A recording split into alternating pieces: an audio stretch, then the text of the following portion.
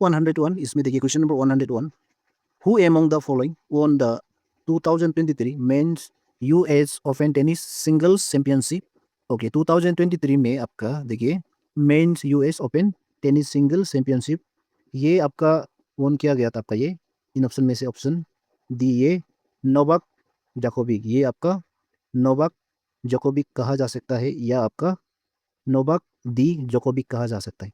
ये आपका देखिए यूएसए में आपका ये डानिल मेदवेदेव को ये जीत के ये आपका चैंपियनशिप मिला था आपका men's US Open tennis single championship में। ओके, ये पर्स मिला था। किसको हरा के आप लोग को बार बार सुनना है, डानिल मेदवेदेव, डानिल मेदवेदेव को ये हराया था, याद रखिए। फिर ये देखिए 102 में the scientist who discovered the bacterium which causes anthrax disease was, यहाँ में देखिए साइंटिस्ट का नाम होता है जो बैक्टीरियम होता है जो एंथ्रेक्स डिजीज होता है, जैसे माउथ डिजीज आपका ये एनिमल्स में पाया जाता है, आपका डोमेस्टिक एनिमल्स लाइक काओ, आपका ये मिथुन लोग में भी और इंसान में भी पाया जा सकता है। तो देखिए ये आपका इन ऑप्शन में से साइंटिस्ट का नाम है ये ऑप्शन ए, ये आपका रॉबर्ट कोच, इसका नाम है रॉबर्ट कोच। ये आपका एक जर्मन फिजिशियन है। 1876 में ये आपका याद रखिए, इसको डिस्कवर किया गया था 1876, ये साल को किसको डिस्कवर किया गया था ये मेडिसिन को, ये जर्मन फिजिशियन रॉबर्ट कोच। 103 को देखिए इसमें क्या बोल रहे हैं, the Roman research institute is located eight, यहाँ में देखिए ऑप्शन में स्टेट का नाम दिया गया है ना, रोमन रिसर्च इंस्टीट्यूट जो आपका इन ऑप्शन में से ऑप्शन सी में है ये आपका बेंगलोर में है, आपका ये बेंगलोर। ओके, बेंगलोर ये इंस्टीट्यूट को कब ये इस्टेब्लिश किया गया था बोलने से आपका ये इंस्टीट्यूट को इस्टेब्लिश किया गया था आपका ये सीवी रमन के जरिए। सीवी रमन कौन सा ईयर में बोलने से आपका 19, ये आपको याद रखना है 1948 को ये इस्टेब्लिश किया गया था।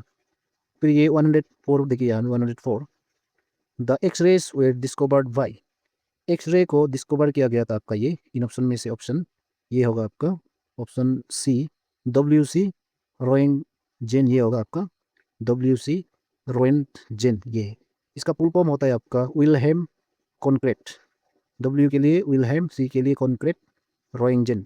ये कौन सा साल में डिस्कवर किया था बोलने से, यानी ये एक्सरे को ये डिटेक्ट किया था बोलने से इसका इसका राइट ऑप्शन होगा देखिए आपका, इसका जो ईयर है आपका ये 1895 को हुआ था। ये भी बहुत पुराना है ना 1895, ये साल को ये डिस्कवर किया गया था एक्सरे को। मून की बात करने से ये आपका 8 नवंबर 1895 इसमें ये एक्सरे को ये लोग डिटेक्ट किया था, किसका जरिए, WC रोएंटजेन के जरिए, याद रखिए। फिर आपका ये क्वेश्चन 105 को देखिए, इसमें क्या बोल रहे हैं, India launch its first regional train service code. Okay, India का फर्स्ट रीजनल ट्रेन, उसका जो ट्रेन का सर्विस का जो नाम होता है इन ऑप्शन में से ऑप्शन डी ये रैपिड एक्स, ये रैपिड एक्स ये जो आपका आपका ये रीजनल ट्रेन सर्विस होता है, ये नरेंद्र मोदी के जरिए लॉन्च किया गया था आपका 20 अक्टूबर 2023। ये आप लोग को याद रखना है, ये लॉन्च किया गया था आपका 2023 ये साल को। आपका मन की बात करने से ये आपका 20 अक्टूबर, ओके 20 अक्टूबर। और ये कौन सा जगह पे ये लोग ये इसका सर्विस हुआ था फर्स्ट टाइम, ये बोलने से आपका ये हुआ था आपका ये मीरठ जहाँ में होता है ना मीरठ, वहाँ में आपका ये 17 किलोमीटर कवर कर रहा था। एक पर्टिकुलर जगह का नाम होता है 70 किलोमीटर बिटवीन दुहाई एंड साहिबाबाद। ओके, दुहाई एंड साहिबाबाद ये दो प्लेस का नाम होता है, ये दोनों के बीच में 17 किलोमीटर ये कवर करके यहाँ में सर्विस इसका पर्स इंडिया में हो रहा था, आप लोग को याद रखना है। फिर 106 को देखिए, in which of the following state of India the Birangana Durgavati tiger reserve is located. Okay, यहाँ में देखिए बीरांगाना दुर्गावती टाइगर रिजर्व ये कौन सा स्टेट में आप लोग को बोलने से आपका ये है आपका इन ऑप्शन में से ऑप्शन बी है, ये मध्य प्रदेश में है ये आपका टाइगर रिजर्व जो है। और 107 को देखिए, the scores is the complaints readdressing system of. Okay, यहाँ में स्कोर्स ना, तो ये पूछा गया स्कोर्स यानी ये कौन सा ब्रांच का है, ये कंप्लेंट्स रीड्रेसिंग सिस्टम है, तो ये आपका ऑप्शन ए सेबी का है। सेबी सेबी यानी यहाँ में सेबी का फुल फॉर्म होता है, अच्छा से सुनिए, सेबी का फुल फॉर्म है security and exchange board of India. फिर से सुनिए, security and exchange board of India, ये है आप लोग को याद रखना है। फिर 108 में देखिए ये क्या बोल रहे हैं, द नोबेल पीस प्राइज 2023 वाज अवार्डेड टू, तो इसका बात करने से जो नोबेल पीस प्राइज 2023 का ये नरगिस महामादी इसको दिया गया था। ये आपका ईरान में रहने वाला एक ये स्त्री है, एक महिला है। ये जो आपका ईरान के लिए, जो ईरान कंट्री के लिए ह्यूमन राइट एक्टिविस्ट होता है, ये आपका फाइट किया गया था। जो ईरान में आपका ये वोमेन लोग को ज़्यादा उसमें क्या करता था, डिस्क्रिमिनेट यानी ऑपरेशन होता था ना, उन लोग को ऑपरेस किया जाता था। तो उसका बारे में वो ये लड़ाई किया गया था, उस उन लोग को राइट दिलाया था, उसके लिए नोबेल पीस प्राइज दिया गया था 2023 का। ओके, ये होगा आपका नरगिस महामादी। फिर ये देखिए 109 में इसमें क्या बोल रहे हैं, the 2024 G20 summit will be held in. यहाँ में देखिए आप लोग को याद रखना है 2024 में G20 समिट कौन सा जगह पे हुआ था। ये बात करने से आपका ये ऑप्शन ए है, ये ब्राज़ील में था, ब्राज़ील। ओके, ये ब्राज़ील एक जगह का नाम होता है। इसमें आपका रियो दे जेनेरो, ये आपका एक जगह का नाम होता है, रियो दे जेनेरो। ये जगह पे आपका ये हुआ था, ये कंट्री में यानी ब्राज़ील में। ओके, फिर ये 110 ये क्या बोलते हैं, India's first indigenous covid vaccine call Covaxin was developed by. Okay, यहाँ में देखिए कोवैक्सीन ना, ये जो आपका इंडिया का फर्स्ट जो कोविड-19 जो वैक्सीन है, फर्स्ट इंडिजिनियस जो इंडिया में बनाया था ना, इंडिया में जो बनाया वाला एक वैक्सीन है जो कोरोना वायरस के लिए 19 ये 2019 का ये कोरोना वायरस, तो उसका जो फर्स्ट वैक्सीन है कोवैक्सीन, फर्स्ट इंडिजिनियस वैक्सीन, इसको डेवलप किया गया था यानी इसको बनाया गया था आपका इन ऑप्शन में से ऑप्शन बी, ये आपका भारत बायोटेक है। ये आपका भारत बायोटेक, ये आपका हैदराबाद में है, हैदराबाद बेस्ड भारत बायोटेक। किसका साथ मिलके बनाया था ये, Indian council of medical research. ये देखिए इसका साथ, ये लोग का साथ Indian council of medical research, ये सी यहाँ में ऑप्शन सी में दिया है ना, इसका साथ मिलके ये भारत बायोटेक जो ये कोवैक्सीन को बनाया था आपका ये 2020 को। ओके, 111 में क्या बोल रहे देखिए, consider the following statements about doctrine of labs. Okay, doctrine of labs को लेके यहाँ में देखना पड़ेगा। यहाँ में देखिए रोमन नंबर 1 में दिया है कि लॉर्ड डुलहौसी डिवाइस दिस पॉलिसी। देखिए आपका ये पॉलिसी को लॉर्ड डुलहौसी के जरिए आपका ये डॉक्टरिन ऑफ लेब को ये अप्लाई किया गया था, मतलब इंट्रोड्यूस ये डॉक्टरिन ऑफ लेब्स को लॉर्ड डुलहौसी के जरिए हुआ था। कौन सा ईयर में बोलने से आपका ये 18, आप लोग को याद रखना है, ये जो 1848 को ये इंट्रोड्यूस किया था, और ये कितना तक लास्ट हुआ था, कितना कौन सा ईयर तक इसका रूल हुआ था बोलने से आपका ये चल रहा था ये 1858 टू ये आपका 1856 तक ये चल रहा था। यहाँ में आके इसका रुक गया था ना। पहले ज़माना में तो एक रूल अप्लाई करेगा, एक पॉलिसी अप्लाई करेगा, वो कुछ साल के लिए चलेगा, उसके बाद वो बंद हो जाता था ना, तो ऐसे था। ये बिल्कुल स्टेटमेंट 1 सही है। फिर स्टेटमेंट 2 को देखिए, if an Indian ruler died without male heir his kingdom would lapse. यहाँ में ये डॉक्ट्रिन ऑफ लेप्स का ये पॉलिसी में इसको भी मेंशन कर दिया गया था, ये भी बिल्कुल सही है। यहाँ में ये बोल रहे हैं कि अगर एक इंडियन रूलर है, जो इंडिया का जो किंगडम का एम्पेरर का जो बच्चा जो मेल नहीं होता है, जिसका पास बेटा नहीं होता है, उसका किंगडम कंटिन्यू नहीं होगा ना। तो ऐसा कहा गया था ये पॉलिसी में, अगर वो किंग मर गया, राजा मर गया, तो उसका बेटा नहीं है, तो उसका जो पहले उसका एम्पायर को क्या करेगा, उसका जो जगह को ब्रिटिश लोग लिया जाएगा बोल के ऐसा रूल बनाया था। अगर उसका राजा का बच्चा वो मेल नहीं है, मतलब राजा का कोई बच्चा नहीं होता है बोलने से, उसका जो किंगडम को ये ब्रिटिश लोग एनेक्स किया जाएगा, ब्रिटिश का जगह बनाएगा बोल के ऐसे ये पॉलिसी में लिखा गया था। फिर ये 3 में देखिए स्टेटमेंट 3, डुलोसी एनेक्स Satara Jhansi Sambalpur and Udaipur under this policy. ये स्टेटमेंट भी आपका देखा जाने से ये सही है। देखिए ये पॉलिसी आपका इंडिया का 29 इंपॉर्टेंट प्लेसेस पे आपका ये लागू किया गया था, मतलब ये अप्लाई किया गया था। तो देखिए ये सतारा को ये यहाँ में सतारा दिया है ना, ये सतारा को एनेक्स किया गया था। जब ये पॉलिसी इंट्रोड्यूस किया गया था उसी साल में इसको एनेक्स किया गया था, ये सतारा को 1848 को ही इसको एनेक्स किया गया था, इसका रूल का अंदर में इसको लेके आया था सतारा को। फिर जाके झांसी है, झांसी आपका ये झांसी एरिया को ये 1853 को एनेक्स किया गया था, आप लोग को याद रखना 1853। ओके, ये 1853 को ये पॉलिसी के अंदर में लेके आया था। फिर जाके संबलपुर संबलपुर को 1849 अगले ही साल में जब ये इंट्रोड्यूस किया गया था, अगले ही साल में इसको 1849 में इसको एनेक्स किया था। फिर जाके आपका उदयपुर उदयपुर को 1852 को एनेक्स किया गया था। ओके, आप लोग इसको याद रखना है 1852, उदयपुर को 1852। और भी सारा जो इंपॉर्टेंट प्लेसेस है, जैसे आपका ये अभी अभी बताया है 29 प्लेसेस, 29 प्लेसेस को ये एनेक्स कर दिया गया था इसी रूल से। उनमें से सतारा 1848, झांसी 1853, संबलपुर 1849, उदयपुर 1852। इसलिए आपका ये जितना भी स्टेटमेंट है ये सही है, इसलिए आपका ऑल ऑफ द एबव, ये option D is our correct option है। फिर 112 में देखिए, who has been called as the grand old man of India. यहाँ में देखिए the grand old man of India, ये बात करने से इसमें देखिए यहाँ में इन ऑप्शन में से ऑप्शन ए है ये दादा भाई नौरोजी, इसको हम लोग कहा जाता है grand old man of India, दादा भाई नौरोजी। देखिए ये दादा भाई नौरोजी जो आपका एक इंडियन है, इंडिया का सिटीजन है, लेकिन ये आपका यूके में जाके, यूनाइटेड किंगडम में जाके आपका ये इसका मेंबर ऑफ पार्लियामेंट बना था। इसको आप लोग को याद रखना है, यूके का एक पार्लियामेंट का मेंबर ये दादा भाई नौरोजी ने बना था, आप लोग इसको याद रखना है। ओके, फिर आपका देखिए ये 113 को देखिए, question number 113, consider the following statements about Delhi दरबार। ओके, दिल्ली दरबार को लेके देखिए, स्टेटमेंट 1 को देखिए, it was held to mark the accession of king George V. Okay, यहाँ में देखिए दिल्ली दरबार को हेल्ड किया गया था आपका accession of king George V. तो ये स्टेटमेंट आपका बिल्कुल सही है। ये आपका किंग जॉर्ज बी आपका एक ब्रिटिश का किंग था, उसका एक्सेशन को ये मार्क किया जाता है दिल्ली दरबार, याद रखिए। फिर स्टेटमेंट 2 को देखिए, स्टेटमेंट 2 में इट वाज हेल्ड ऑन 12 दिसंबर 1915। देखिए आपका दिल्ली दरबार आपका इंडिया में कितना टाइम हेल्ड किया गया था बोलने से आपका इसका 3 टाइम्स हेल्ड किया गया था आपका इंडिया में। कौन कौन सा ईयर में बोलने से आपका ये, फर्स्ट ऑफ ऑल आपका फर्स्ट टाइम ये हेल्ड किया गया था आपका 1877 को हेल्ड किया गया था।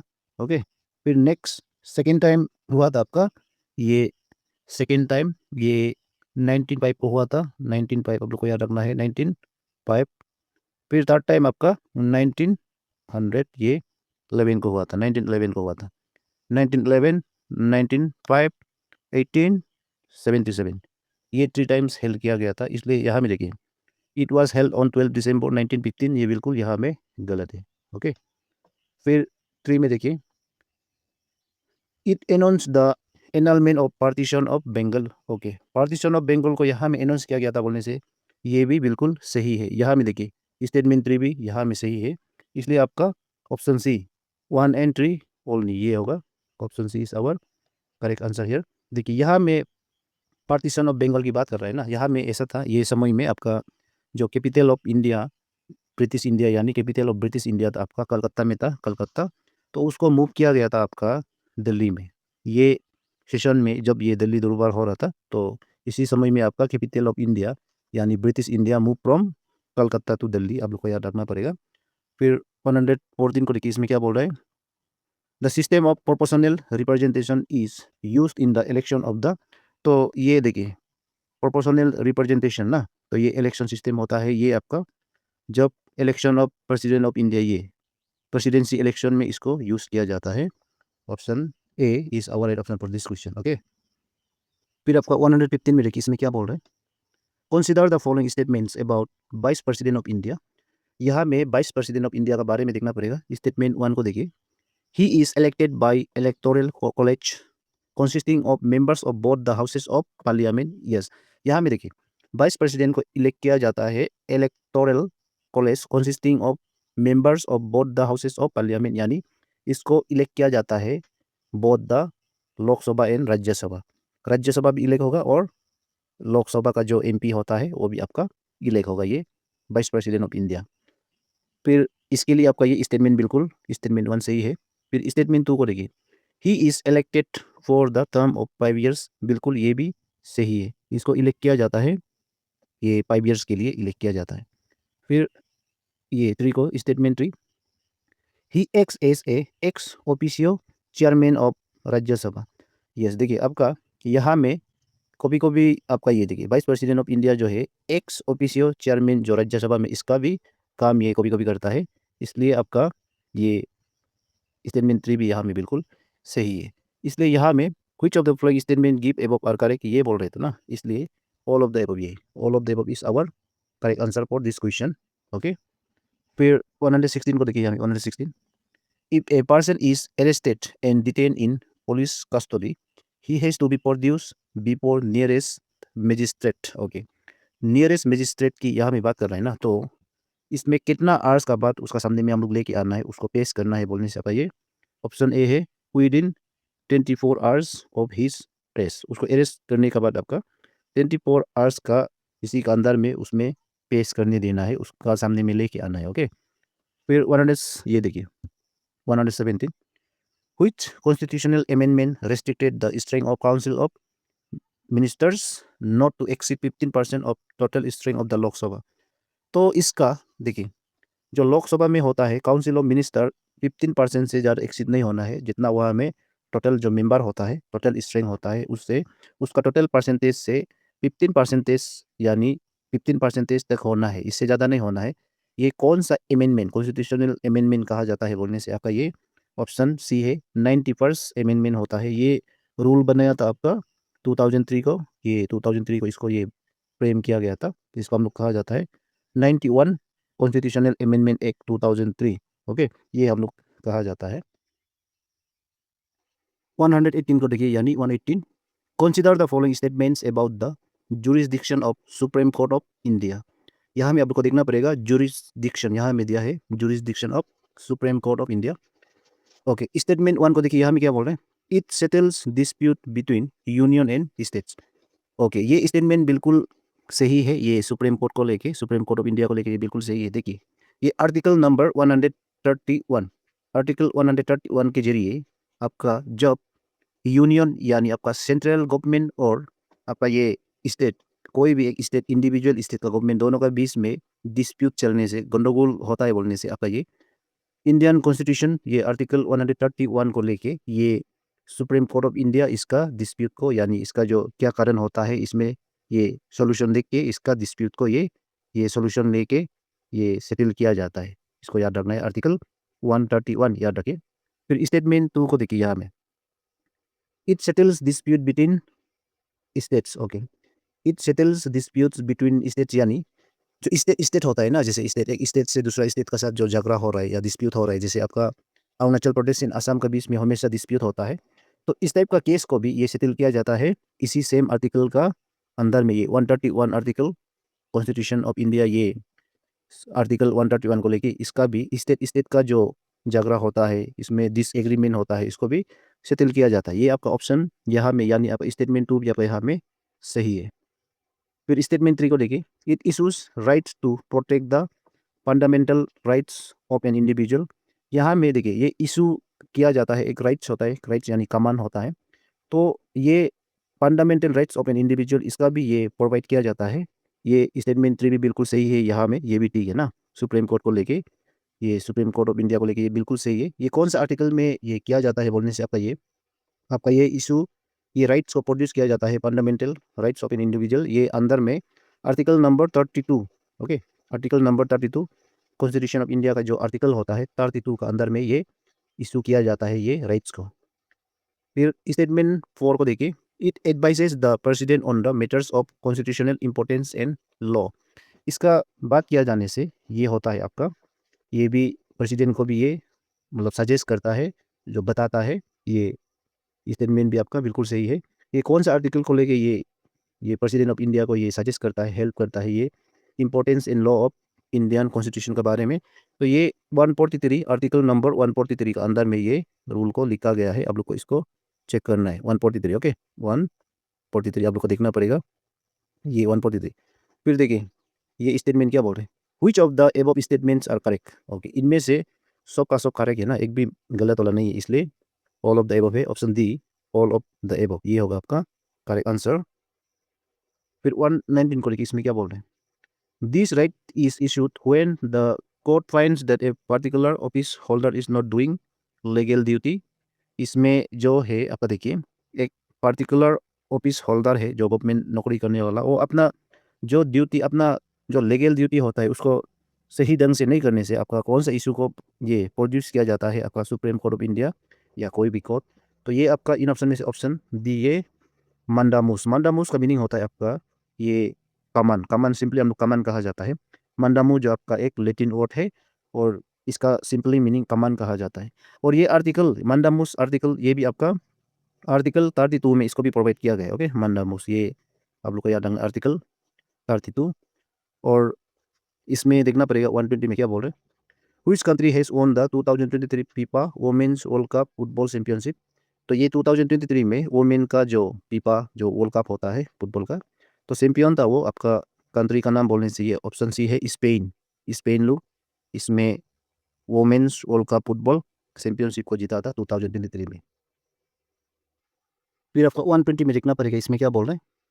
The total number of gold medals won by India in the 2023 Asian games held at हांगजू is. यहाँ में देखिए ये 2023 एशियन गेम्स को हेल्ड किया गया था आपका हांगजू। ये आपका ये क्वेश्चन पूछा जा रहा है कि इंडिया टीम कितना गोल्ड मेडल जीता था बोल के यहाँ में आपको पूछा जा रहा है। ओके, तो इसमें इंडिया जो आपका ये ऑप्शन डी 28 गोल्ड मेडल लेके आया था, और टोटल मेडल आपका सिल्वर होता है गोल्ड होता है, तो टोटल 107 मेडल्स लेके आया था। अब याद रखना 107 मेडल्स ये 2023 एशियन गेम्स में। ओके, फिर आपका ये 122 को देखिए। The birth place of Olympic games is. देखिए जो ओलंपिक गेम्स होता है ये एक्चुअली कौन सा कंट्री से स्टार्ट हुआ था बोलने से आपका ये ग्रीस से स्टार्ट हुआ था। ऑप्शन डी ग्रीस आपका। देखिए कौन सा ईयर में ये स्टार्ट हुआ था बोलने से आपका ये 700, यहाँ में देखिए 776 BC, यहाँ में 776 BC, इसी से ये स्टार्ट हुआ था। इतना पुराना है ये। एक्चुअली इसको ग्रीक का जो ग्रीस यानी ग्रीक का किंग लुक होता था, एम्पायर्स लुक होता था, एम्पेयर। ओके, ग्रीक का वो लोग किला करता था ये ओलंपिक गेम्स को, आप लोग याद रखना है। फिर 123 में देखिए। Which one of the following heritage site is declared as 42 UNESCO World Heritage Site in India recently? यहाँ में देखिए वर्ल्ड का जो यूनेस्को होता है उसका 42 हेरिटेज साइट जो इंडिया का जो डिक्लेयर किया गया था, ये एक्चुअली डिक्लेयर किया गया था ये 42 यूनेस्को वर्ल्ड हेरिटेज साइट जो इंडिया में होता है वो आपका 2023 को डिक्लेयर किया गया था। इसको आपको याद रखना है 2023। ये कौन सा जगह को, इसका राइट ऑप्शन है ऑप्शन डी, ये आपका खोसाला टेम्पल्स ऑफ बेलूर, हेलेबीडू एंड समानाथपुर, ये आपका कर्नाटका में है। स्टेट की बात करने से आपका कर्नाटका, ये 42 यूनेस्को वर्ल्ड हेरिटेज साइट आपका कर्नाटका में है। इसका नाम इतना लंबा है ना, देखिए आप लोग। फिर ये 124 को देखिए, इसमें क्या कहा गया है। द बुक एपिसेस of India was written by. यहाँ में एपिसेस of India was written by, इसको लिखा था आपका ये ऑप्शन ए EM फोरेस्टर। यहाँ में आपका EM फोरेस्टर दिया हुआ है, EM फोरेस्टर। ये कौन सा साल में लिखा गया था बोलने से आपका ये बहुत पुराना है, आपका 100 ईयर से भी ज़्यादा है। अभी ये बुक को लिखा गया था आपका EM फोरेस्टर के जरिए, ये 1924 को लिखा गया था, 1924। अगर महीना की बात करने से मन, ये 4 जून को पब्लिश किया गया था, 4 जून 1924। अब याद रखना है ये डेट जो है आपका publishing year of this A faces of India. 125 को देखिए, इसमें क्या बोल रहे हैं। देखिए इसमें आपका 125 the national gallery of modern art is located eight.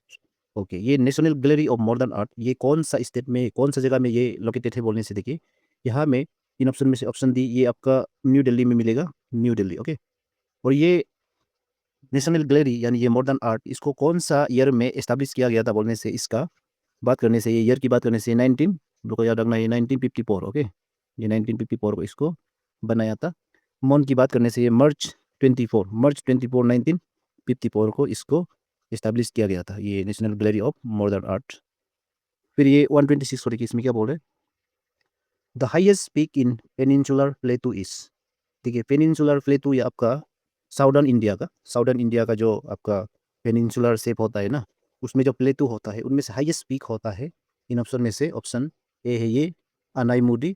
ये अनाईमुडी जो आपका कौन सा स्टेट में है बोलने से आपका ये आपका केरला में है, केरला स्टेट। केरला में एक इडुक्की डिस्ट्रिक्ट बोल के, इडुक्की डिस्ट्रिक्ट उसमें है आपका अनाईमुडी। और इसका हाइट जो है आपका 2695 मीटर होगा इसका। ओके, इसको आप लोग को देखना पड़ेगा। फिर 127 को देखिए, इसमें क्या बोल रहे हैं। Where the Sutlej river originate from.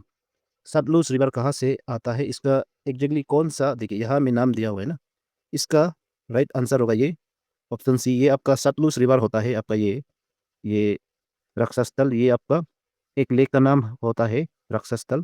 इसको ये हम लोग कहा जाता है कि रक्षास्थल भी कहा जाता है।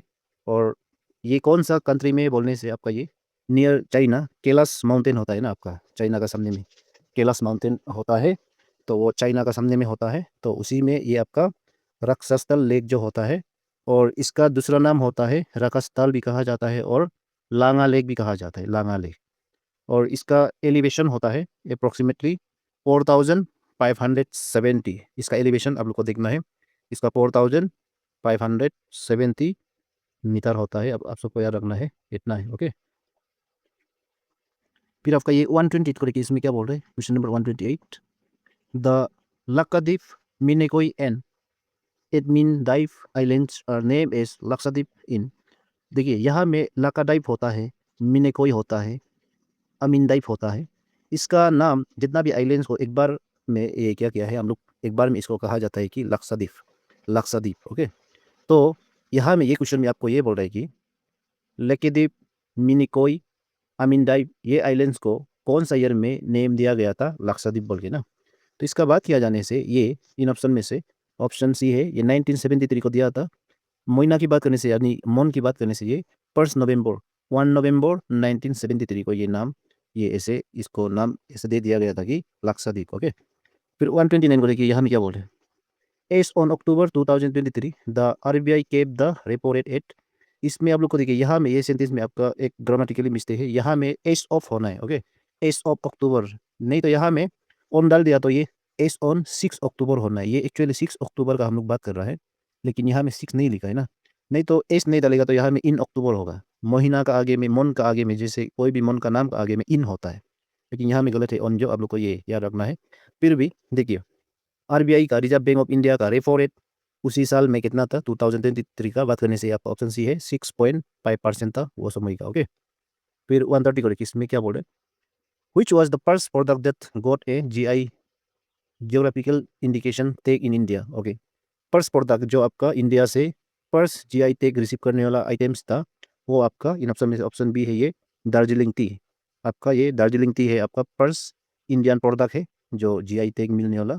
तो ये कौन सा साल में मिला था बोलने से आप लोग को याद रखना है। देखिए, जीआई टैग ये एक्चुअली इंडिया में स्टार्ट हुआ था 2004 को, तो यही साल को 2004 को ये दार्जिलिंग टी का जो जीआई टैग इंडिकेशन इसमें लगाया गया था। आप लोग याद रखना है, आपका जो दार्जिलिंग टी ये 2004 को ये मिला था जीआई टैग। ओके, याद रखिए।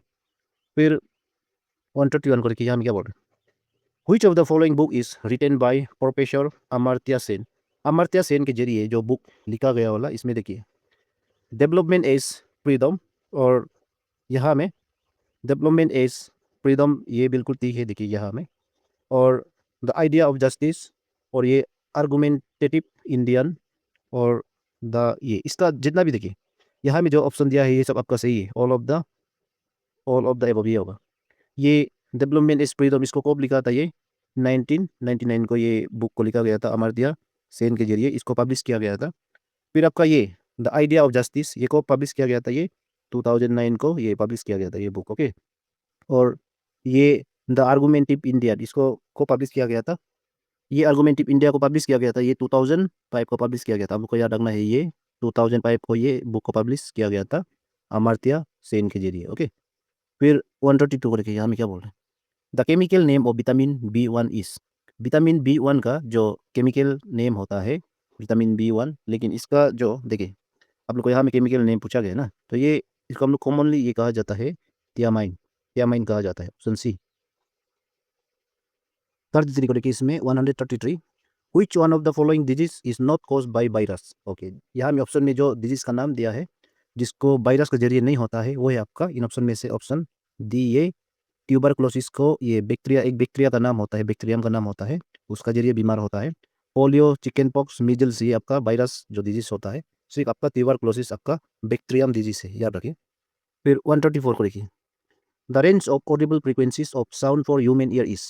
इसका देखिए ये ऑप्शन में से आपका ये 20 हर्ट्स टू 20,000 हर्ट्स होता है। इसका मीनिंग है आपका देखिए, आपका कान जो होता है, जो ऑडिबल साउंड होता है आप लोग सुन सकता है ना, अगर आपका 20 हर्ट्ज से बिलो होने से आप वो साउंड को सुन नहीं पाएगा, आपका कान नहीं डिटेक्ट नहीं कर पाएगा, आपका कान डिटेक्ट नहीं कर पाएगा। फिर ये देखिए 20,000 हर्ट्ज से ज़्यादा होने से भी आपका कान उसको भी सुनाई नहीं देगा।